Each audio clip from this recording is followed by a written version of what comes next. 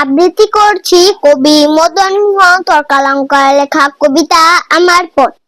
সকালে উঠিয়া আমি মনে মনে বলি, সারাদিন আমি যেন ভালো হয়ে চলি। আদেশ করেন যাহা মোর গুরুজনে, আমি যেন সেই কাজ করি ভালো মনে।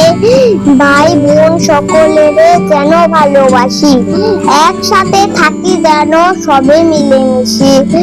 ভালো ছেলেদের সাথে মিশি করি খেলা, পাঠের সময় যেন নাহি করি হেলা।